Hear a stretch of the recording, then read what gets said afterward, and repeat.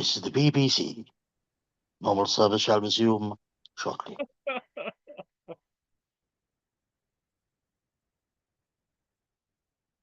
World service.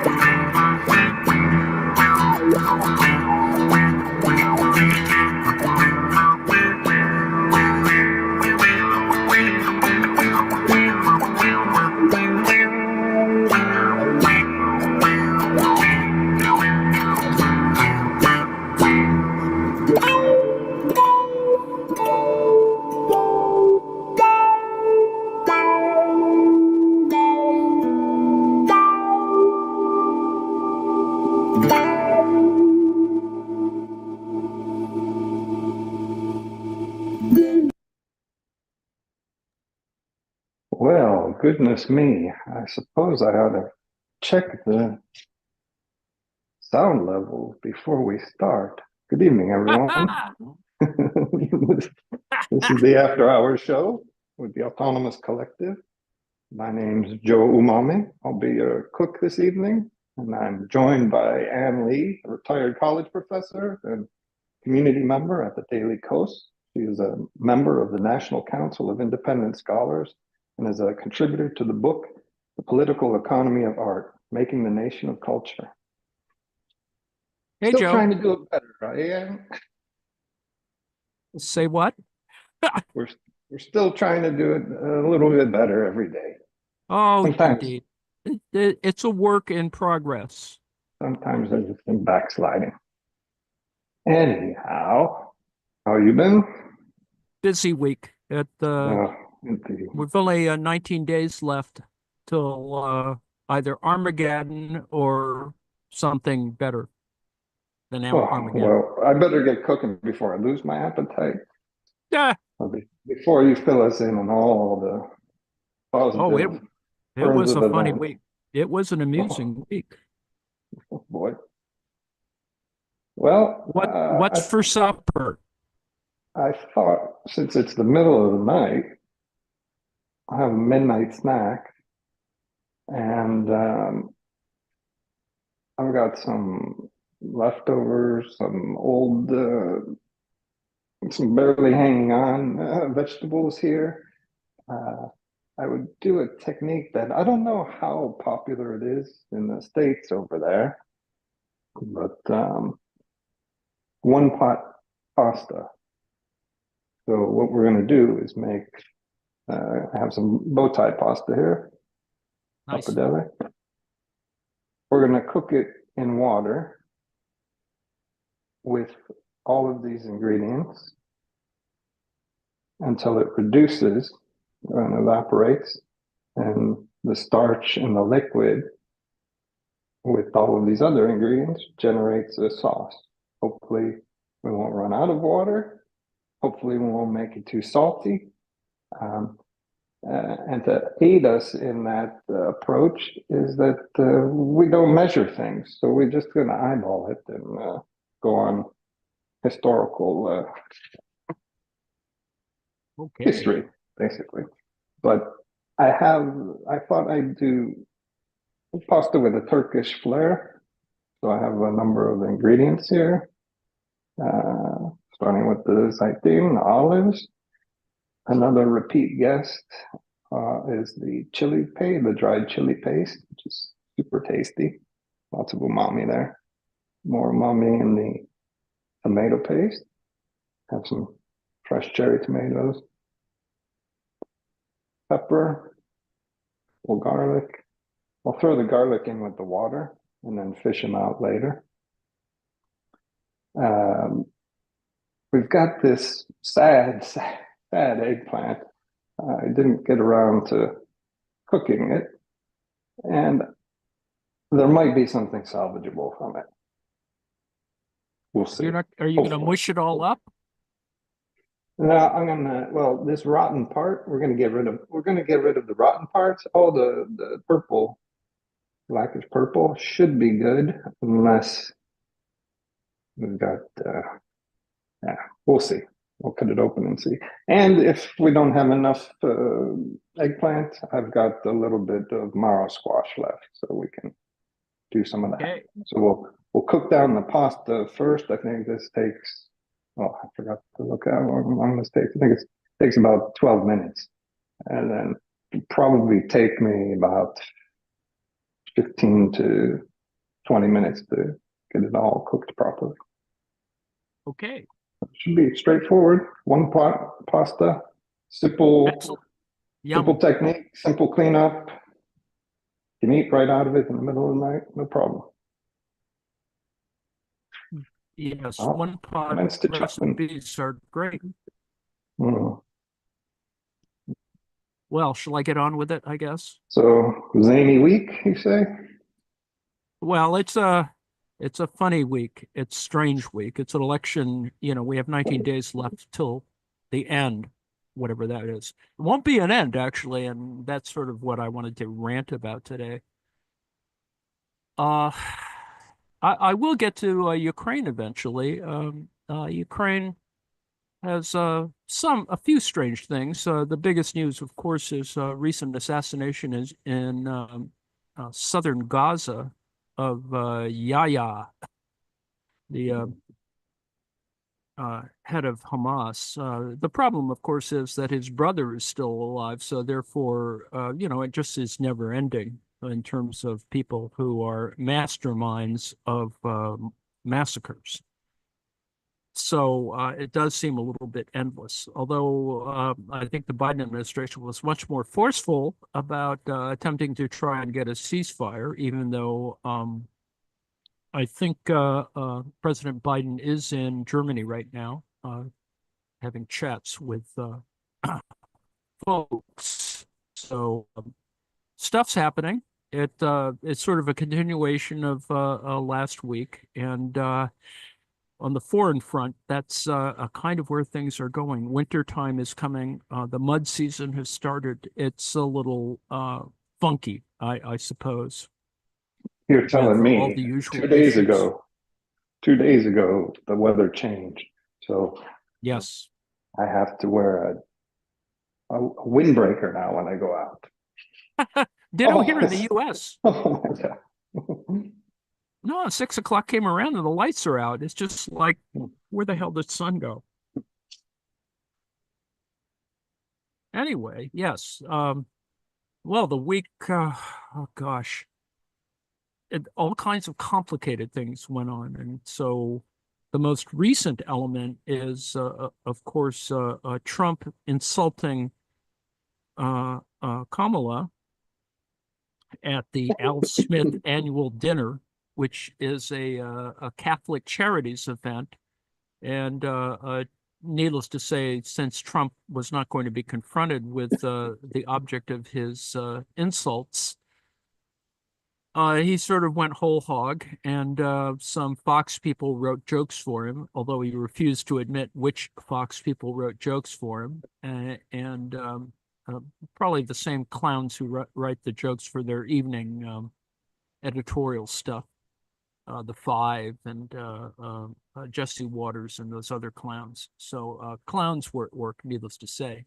And Trump dodged giving them credit when he met with Fox and Friends this morning and tried to introduce the idea that he's going to convince Rupert Murdoch that Fox should only say nice things about him until the election, which of course is just more, you know, stupid Trumpism. But it was, you know, I don't watch that stuff. I only watch the outtakes because it's too painful to watch stupidity at work. So anyway, that was sort of more or less today.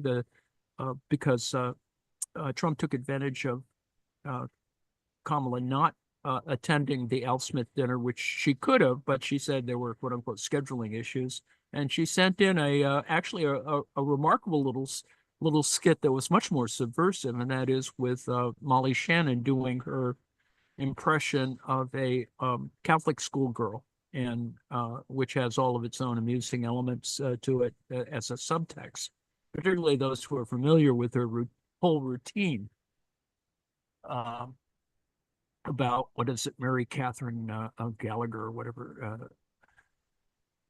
So anyway, it is pretty weird at that level. But the other part of it is that he declared that at the beginning, about a week ago, almost a week ago, he declared that he would put in effect, when he gets elected, the Enemy Aliens Act, part of the Alien and Sedition Act of whatever it is, 1798, which for the most part has been rendered unconstitutional. But as you know, Supreme Court is a little bit, how shall I say it, biased these days about kowtowing to certain Trumpian ideas.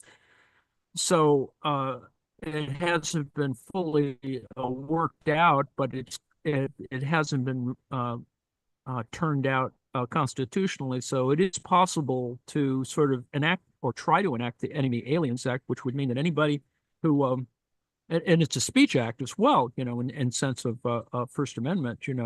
Anybody who opposes the government can be arrested. Anybody over 18 or 17, it's possible to jail them. So not that anyone has been recently, anyway. It certainly is a sentiment that enabled a variety of folks to be, like Emma Goldman, to be deported. Not that that was the specific legal action, but there was a lot of deporting going on in about a century ago because of Italian anarchists running around and blowing up Wall Street and other kinds of interesting elements. The rise of the FBI comes mainly because of left insurgencies. Anyway, so that sort of began the week with a little speech on, or answer, that he was going to try and enact the 1798 Alien Sedition Act. And he felt that he had some sort of means by which to do that, and of course to lock folks up as part of the immigration stuff. So that sort of began the week. It combined a variety of other activities from which he was attempting to distract us. A big rally in Coachella, which essentially was an attempt to manipulate the image of Coachella Festival, which is a music and arts festival, which it wasn't held at the same site. Rather, some referred to it as a horse manure farm that is a field on the Calhoun Ranch, which not quite identical to actual Coachella, but run by the same folks. So there's a technical connection. The absurdity, of course, occurred not unlike some other Trump events where you have to bus people, and people had to park some distance away if you didn't want to walk the 2 to 5 miles, whatever, to the way the parking. And non-air conditioned buses were used to bus attendees in. And of course, the front end images were of the county fair site or whatever, that where people were parking, kind of the perfect place to break into cars, considering that you weren't supposed to bring in weapons or backpacks of a certain size or appliances. And on the Secret Service notice, appliances, you couldn't bring appliances to this Trump rally. And the example that the Secret Service used was toasters. And I would never bring my toaster to, and you can have my toaster when you pry it from my cold dead hands. But anyway, so it turned out pretty bad. The scheduling of buses and the number of buses failed, and people were stranded on the rally site for about 5 to 6 hours. And it gets cold out there, sort of in the quasi desert. So it is pretty amusing there. And then other things occurred, none of which were that interesting relative to Coachella, so to speak. At least there weren't any issues with porta potties or whatever. Although I'm sure there wasn't enough water. And anyway, so that occurred. They managed to arrest someone for possessing firearms. Now, they arrested them not at the rally site, of course. They just arrested them at the parking lot. And it was a Trumpist person who was actually a major follower of Trump, who happened to just have loaded weapons, a pistol and a shotgun in his car. They claimed that he was an assassin, which is sort of far-fetched, because I think if you fire a shotgun and it probably the rounds won't go 2 miles or 5 miles from the parking lot. So, but anyway, that aside, other events occurred aside from the question that why was he in California at all, considering it's not a swing state, and the one person that he was supposedly supporting, a congressperson, really sort of didn't need the help anyway. And at the back end, it was a support rally for I don't know if he's the Riverside or San Bernardino County sheriff, and who's going to run for governor in 2 years. So that's kind of what was going on there. Other things occurred. There were many events with candidates. The most bizarre of this week was the 39-minute dance-a-thon, or I don't know, it's a DJ thing. Now, the reality is, of course, that once a week when Trump is at Mar-a-Lago, he tends to wander down into the lounge area of Mar-a-Lago and play his favorite tunes. And he has a playlist, and he acts as DJ for it. So essentially, Trump had missed probably a little nostalgic thing. And so after 2 people had been taken out for of a rally in, I think it's Bucks County, Pennsylvania, in the suburbs, who were taken out for heat issues or illness issues, he decided he would spend the rest of his little rally that was fairly hot, needless to say, 2 people fainting, playing his favorite tunes, YMCA, Ave Maria, Guns N' Roses, an eclectic mix, we might say, pretty much a 1980s and 1990s collection, with a few strange quasi-religious things thrown in. And 39 minutes, though, of his not saying anything, no one saying anything, and his sort of moving back and forth with a funny smile on his face. Needless to say, people cut away from the event.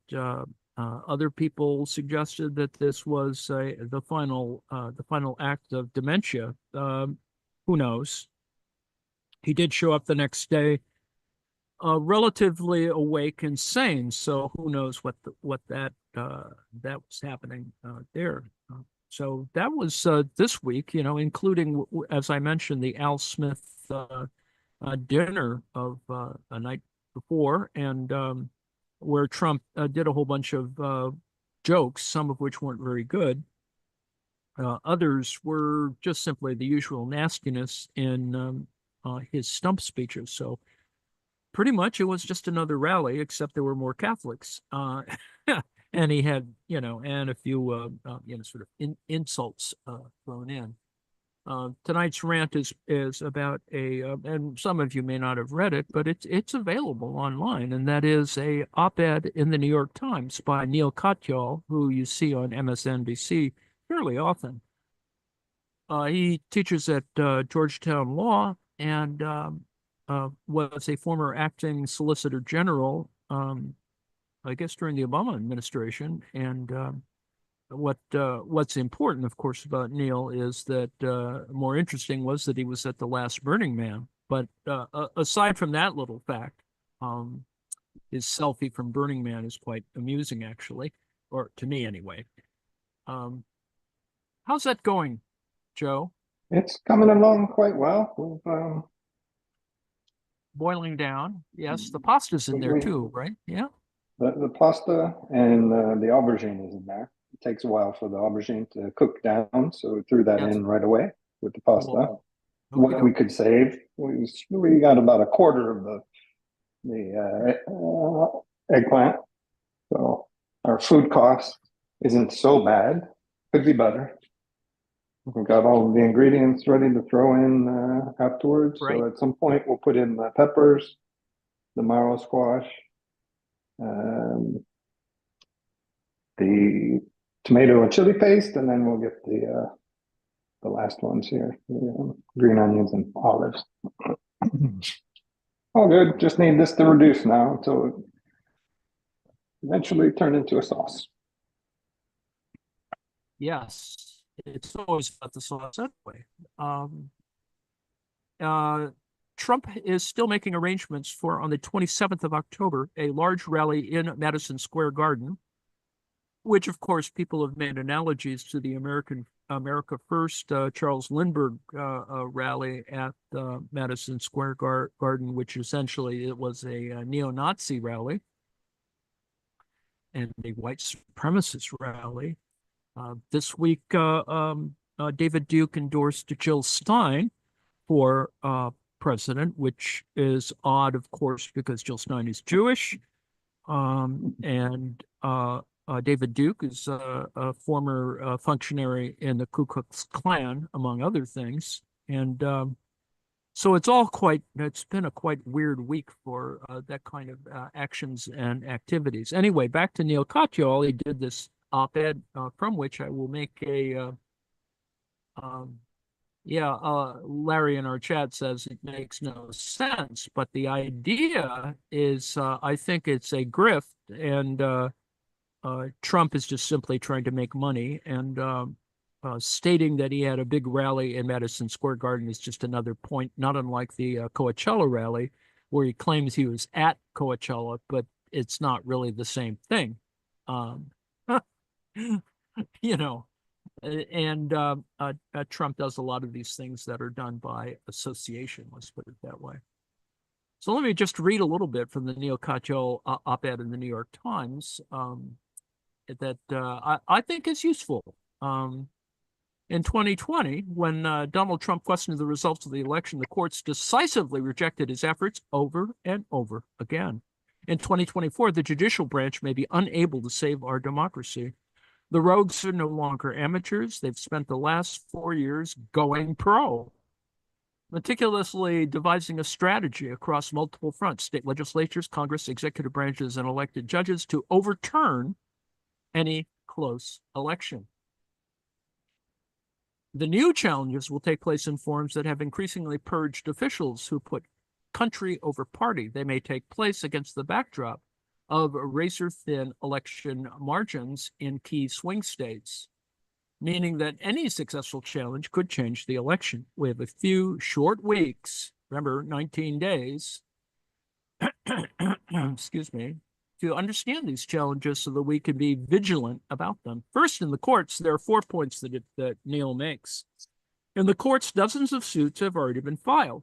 Litigation in Pennsylvania has already begun over whether undated mail-in ballots are permissible and whether provisional ballots can be allowed.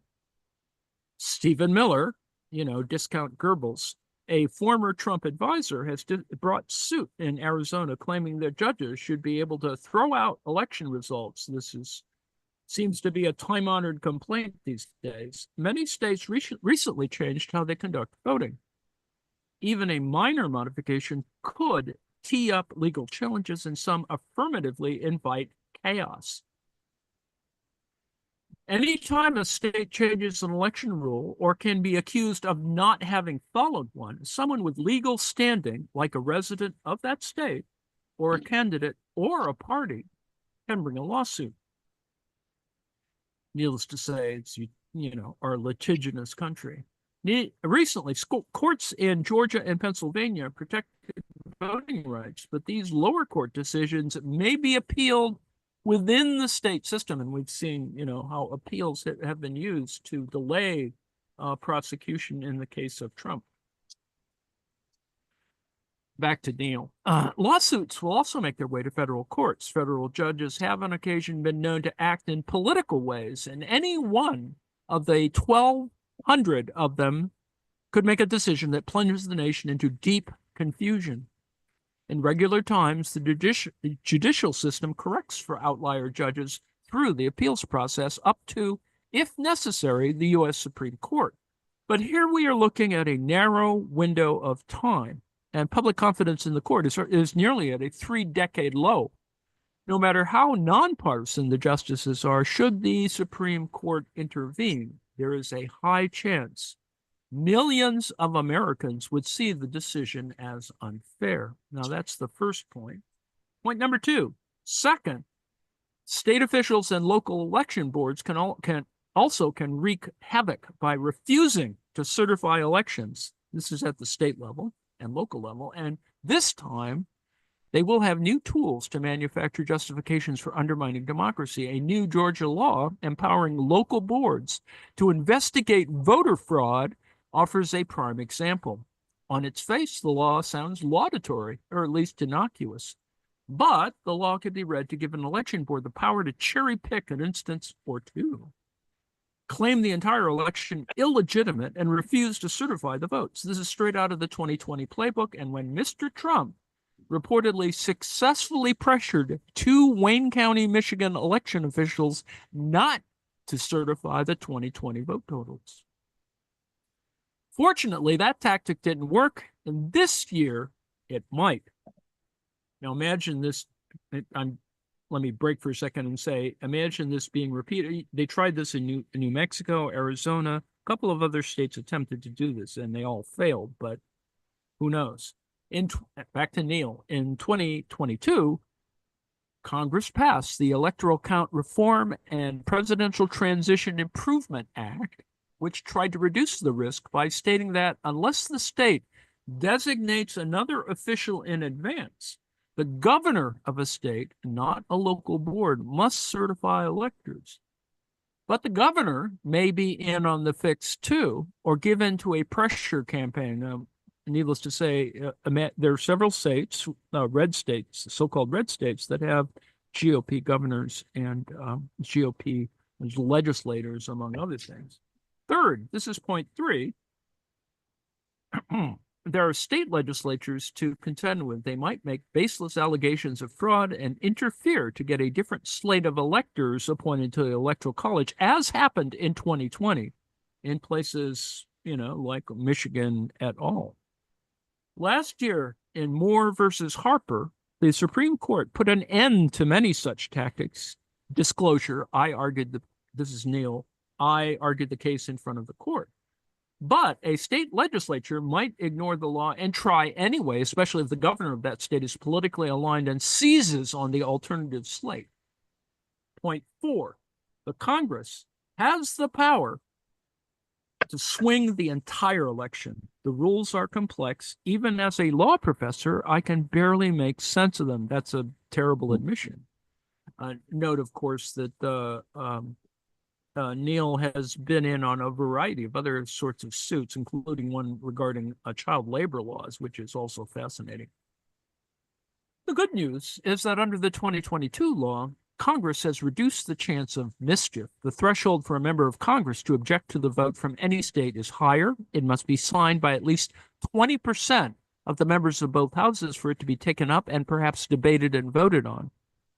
To pass, an objection must be sustained by a simple majority in both chambers. Only 2 categories of objections are permissible. That is, if the vote of any electors was not regularly given, or if the electors were not lawfully certified, which was a big problem in places like Wisconsin et al., only modified at the intermediate legal level. Anyway, back to Neil. The bad news is that the rules are so complicated that they could be stretched wrongly to give Congress the power to select the next president by sustaining bogus objections. Don't get me wrong, such maneuvering is totally inconsistent with the 2022 law, but it can be attempted and create chaos. Otherwise, if a governor certifies a fake slate, that will be hard for Congress to fix. Before 2020, most Americans had no reason to fear this problem. Political parties largely acted in good faith, and most understood that our basic democratic norms were sacrosanct.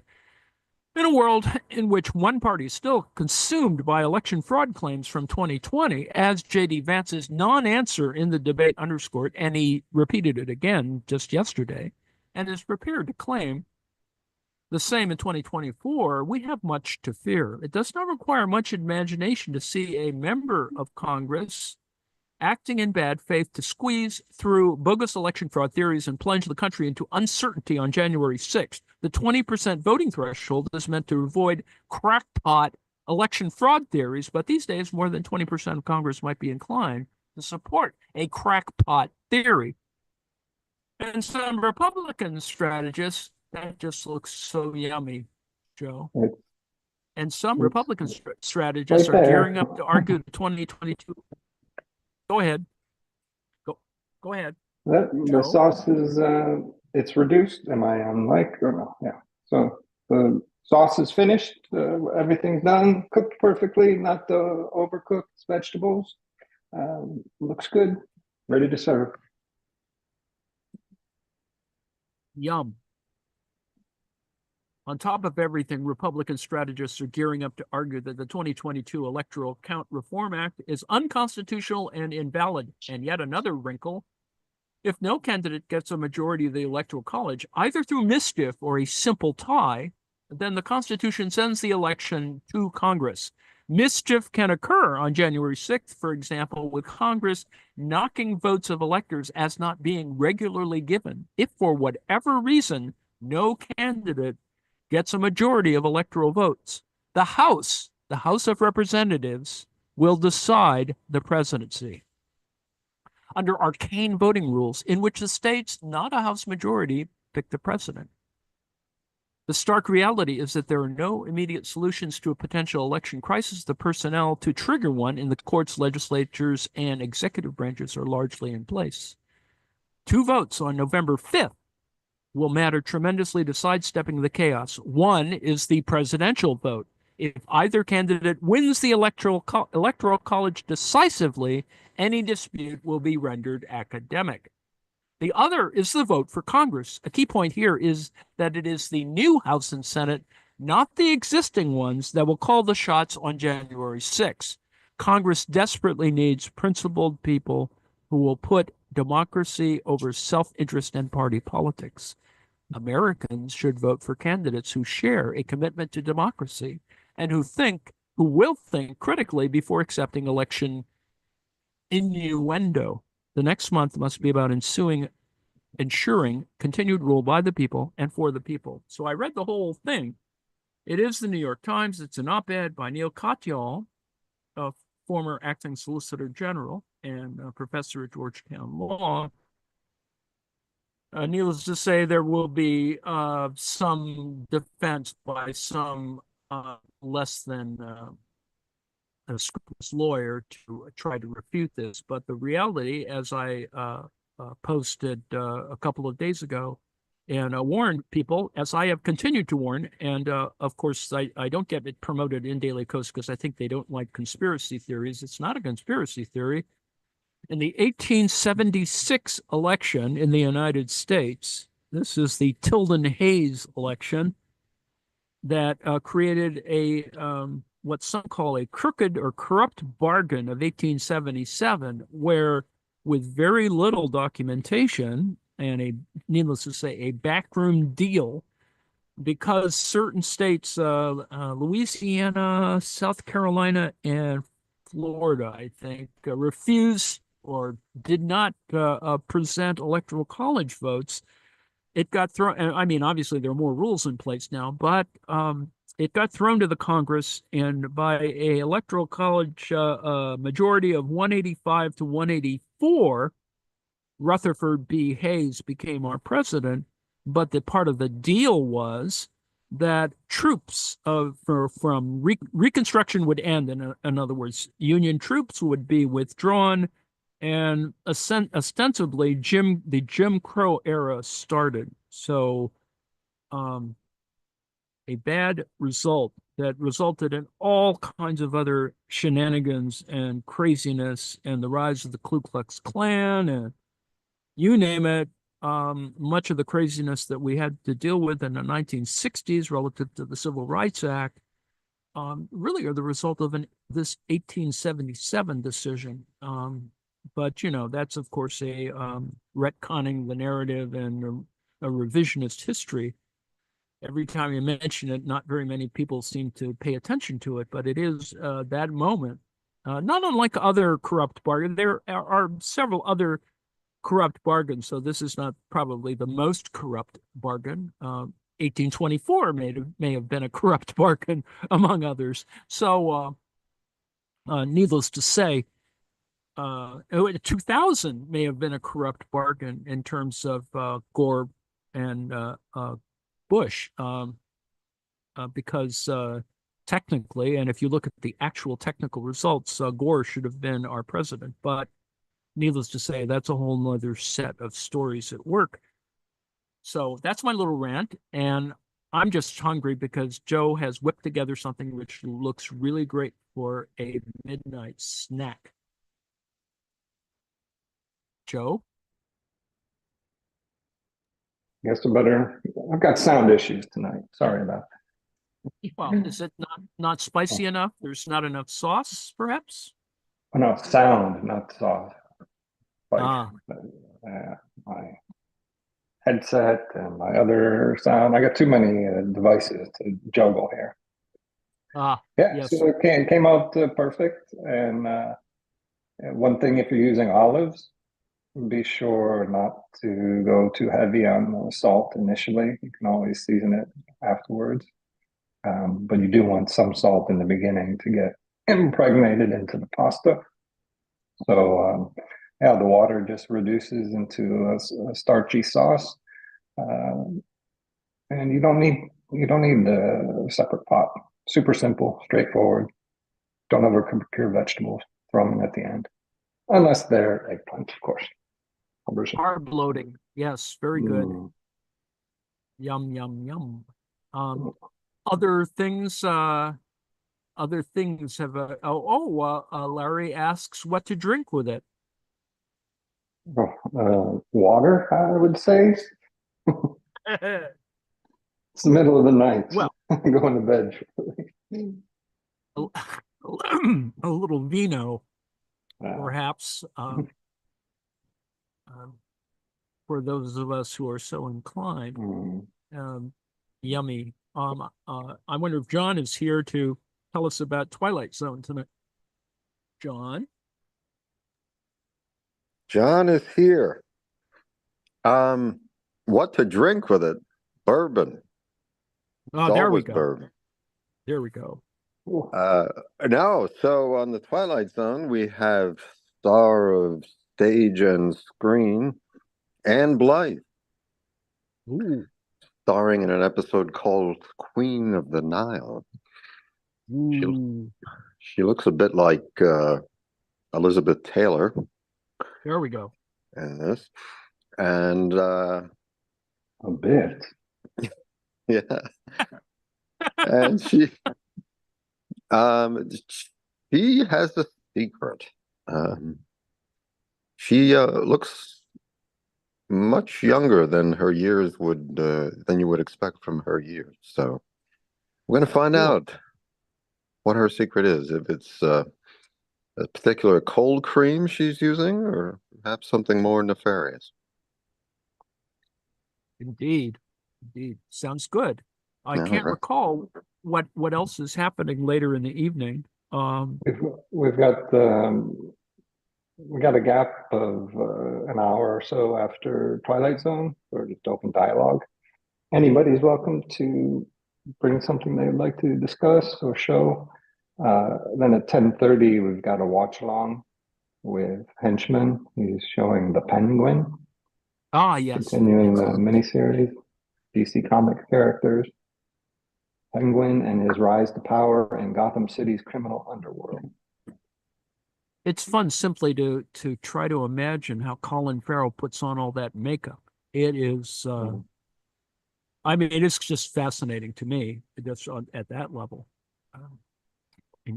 incredible job of makeup. And Henchman's got a lot of other celluloid to go plow through. So he's got Saturday and Sunday afternoon at 12, beginning at noon. He has another watch along with a few other things to see. Everything's in the newsletter. You can check it there or on the website. Yes, people should TheAutonomousCollective.net. subscribe to us. Come to our little site to get the newsletter, which tells you about not only such things like the animation stuff that will occur more like a block that occurs before the 3 p.m. We're going to be, I think, watching along with a People's Forum class on the 75th anniversary of the Chinese Revolution. And we've caught up with the links and the tape from last week and a variety of other things. So people can be caught up with the discussions there. I think they're doing this week the kind of post-war revolutionary period, including the post-cultural revolution stuff. So it has some very good people, different people from last week, talking about the history. So that should be fun. That goes from 3 to 6 on Saturday. I'm unclear about what else is this weekend, although on Sunday, I know we're going to be, Elena was going to be helping us watch Bobby, which is a not widely shown film. And that happens in the slot where we used to do Columbo.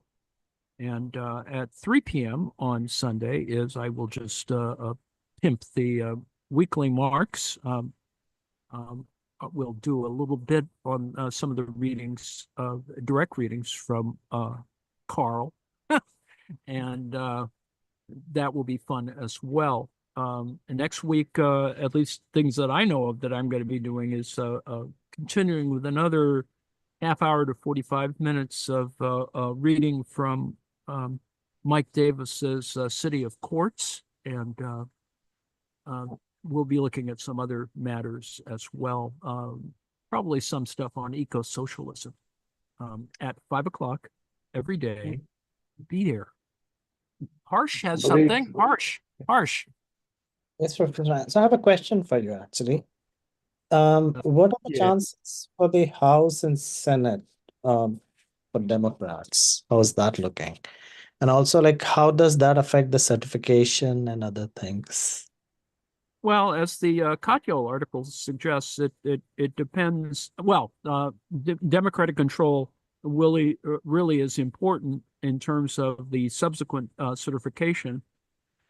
Aside from the fact that it is there are very small majorities, even in the current state, so it's just simply a new phase of the same problem. No one wants to talk about House and Senate races, at least from the Democrats' side, partially because the polling's is never very good, with all due respect. That is, they're obviously solid red and blue elections, electoral districts, and there's some contested, and it's I would assert unclear from a polling point of view whether a majority is going to come. And of course, polling is problematic even more as you get more local about it for all the usual kinds of reasons in terms of sampling and other kinds of issues. I'm a registered Democrat, so I hope that we clear the House and Senate so that none of this foolishness of the last decade continues. But it's all problematic. Some things the mainstream media has written off. John Tester in Montana, for example. It's unfortunate, but I'd like to think that voters are smarter than that, and that the kind of insanity represented by Donald Trump has tainted interest in those things. And also that there is some self-suppression that is the GOP, many people in the GOP, simply because they're unhappy in general, will just simply not vote.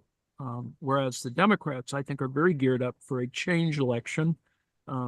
despite the fact that I think a lot of people still don't understand kind of what happened, that is in terms of Kamala Harris being the nominee. And of course, there's a kind of basic through line of racism in the United States, or racialism, however you want to refer to it, that will exist in a problematic form. On the other hand, I think we're now to a new voter generation in terms of Gen Z, and that in swing states, you know, the youth of our country will have gotten their act together and have treated, even though, you know, the Obama administration was not as progressive as we would have liked.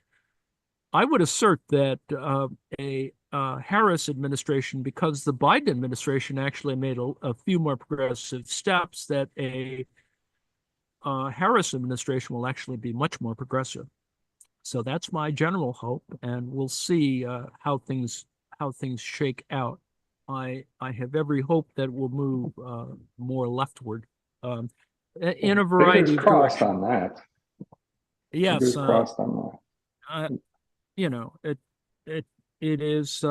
There are some structural things that can change, and you need some people to stand behind it and begin to say, you know, this is that time that the economy is okay, it's in good shape, inflation is declining, but there's this break point at which certain pieces of stupidity represented by Trump will actually create a global recession, simply because greedy people are coming in.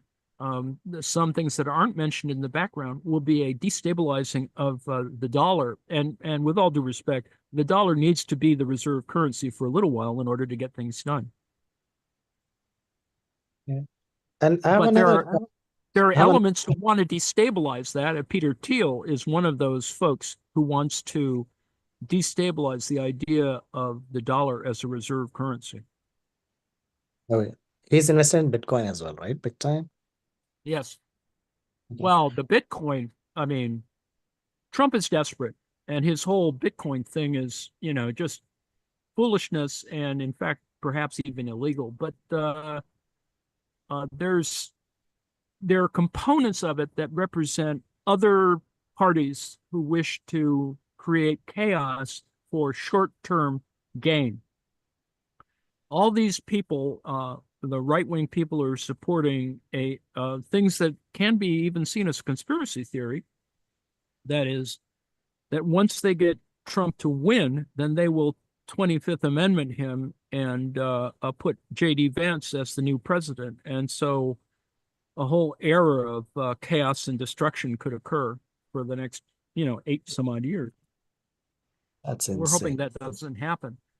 But the fact of the matter is, there's just some, there are forces that are really problematic, and people need to really be aware of what's going on.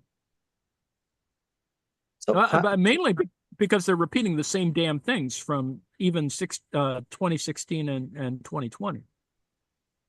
I'm sorry, I interrupted, Harsh. You had yeah, usually I keep forgetting my question. Okay, yeah, the Supreme Court decision, right, regarding regarding powers, not powers, but they sort of made executive above the law, right?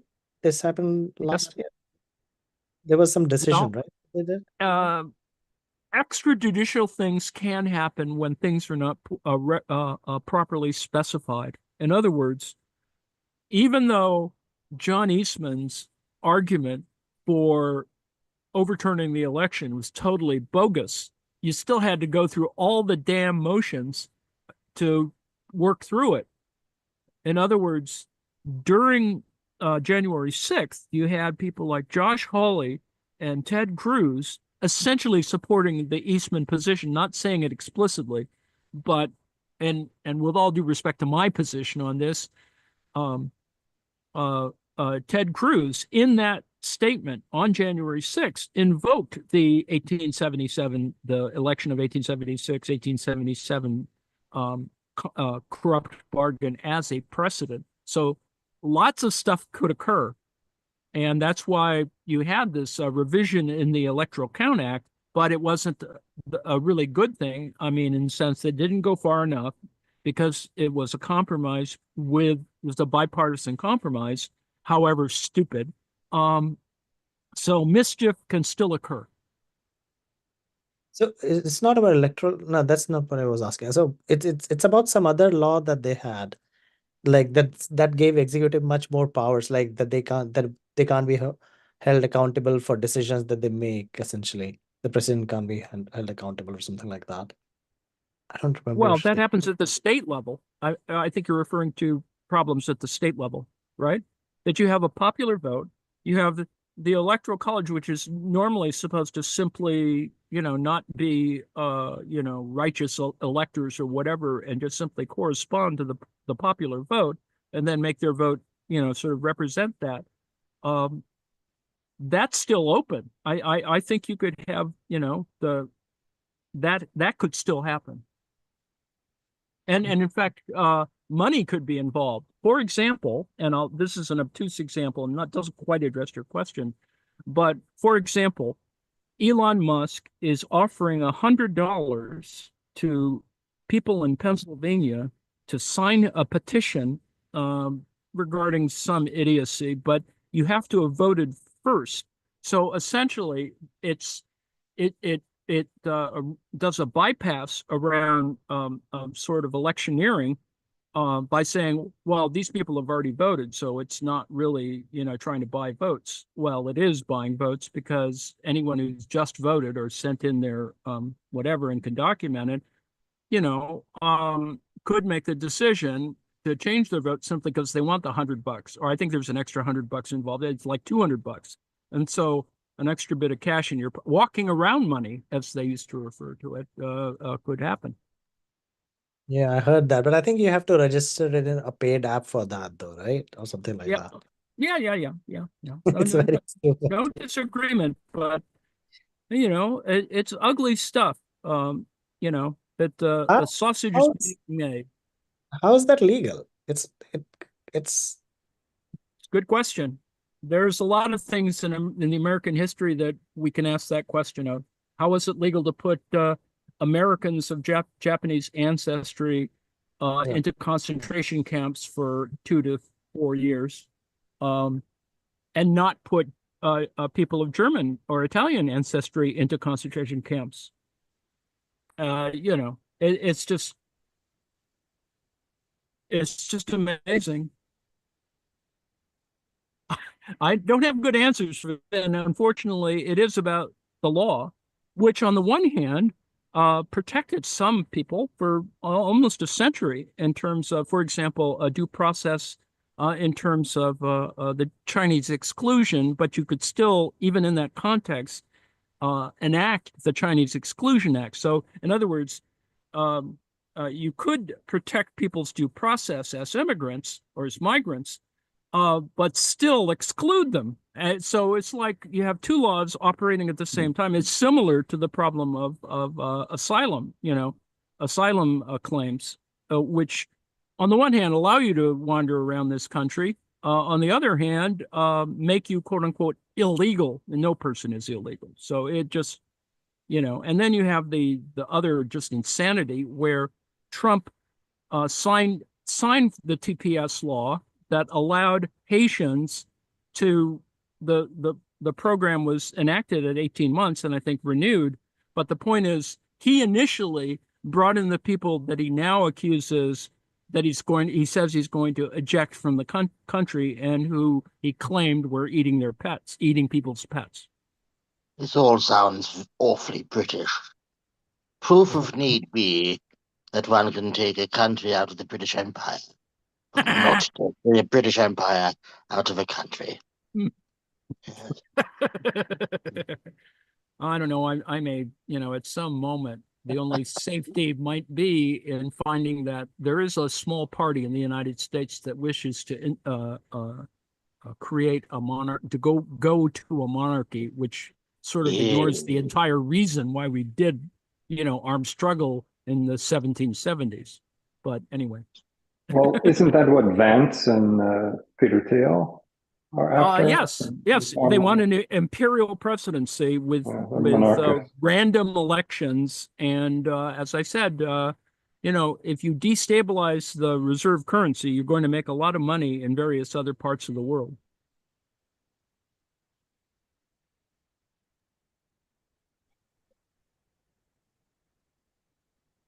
Well, on that note, should we close it out? On that note, we're going to try and do better next week, folks. Stick around in about 35 minutes. It's Twilight Zone. We'll see you next week. I assume we're Bye-bye. ending with the national anthem. Indeed. God save our gracious King. Long live our noble O King. King, God God save save the King. thy Save him victorious, happy and glorious, long to reign over us. God save the King.